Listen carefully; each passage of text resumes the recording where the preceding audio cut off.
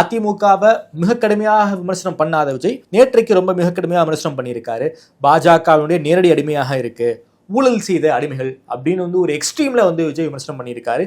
NDA கூட்டணிக்கு நான் போக மாட்டேன், என் தலைமையில கூட்டணி, நான் தனித்து போட்டி போடுவேங்கிற மைண்ட் செட்டுக்கு விஜய் வந்துட்டாரா? இதுக்கு யார் காரணம்? விஜய் கட்சி ஆரம்பிச்சதுலேருந்தே அவருக்கு ஏகப்பட்ட குழப்பம், கட்சிக்குள்ள குழப்பங்கள், புஷியானந்துடைய செயல்பாடுகள், கோஷ்டிகள், இந்த மாதிரிலாம் வரும்பொழுது அந்த மரியாதை குறையுது. பல பேர் இந்த கட்சியை நாடி வந்தவர்கள்லாம் விலகி போனாங்கன்றத விட விளக்கப்பட்டார்கள். அப்போ என்ன ஆயிடுச்சு, புஷியும் ஜானும் தான் இந்த கட்சின்ற மாதிரி ஒரு கருத்து வர ஆரம்பிச்சது. இடையில இவர் மாதவ அர்ஜுனா அவருடைய பவரை பயன்படுத்தி உள்ள வந்தார்.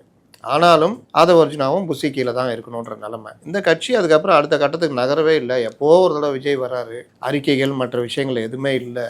அப்படின்றப்போ கூட்டணிக்கு வரலான்னு நினைக்கிற கட்சிகள்கிட்ட கூட ஒரு தயக்கம் இருந்தது. ஏன்னா திமுக மேலே கடுமையாக கோபம் இருக்கிற கட்சிகள் கூட விஜய்கிட்டே பேசுறதுக்கான ஏற்பாடு அந்த சேனலே இல்லை. யாரை நம்பி பேசுறதுங்கிற ஒரு விஷயம் அவங்க கிட்ட இருந்துச்சு. யாரை நம்பி பேசுற அளவுக்கு யார் அங்கே கிரெடிபிலிட்டி இருக்காங்கன்னு ஆதவ அர்ஜுனாவே திமுகவுடைய ஸ்லீப்பர் செல்லுன்ற மாதிரி தான் பார்க்க ஆரம்பிச்சாங்க. இவர் பக்கத்தில் கூட்டி வச்சுக்கிட்ட ஆளுங்களும் அப்படிதான். விஷ்ணு ரெட்டி அவரும் பார்த்தீங்கன்னா 2 சைடுமே தொடர்பில் இருக்கவர். ஆதவும் பார்த்தீங்கன்னா இன்றைக்கும் 2 சைடுமே தொடர்பில் இருக்கவர். உதயநிதி தான் அவருக்கு ஆகாது. எனக்கு பிடிக்காத ஒரே நடிகர் உதயநிதின்ற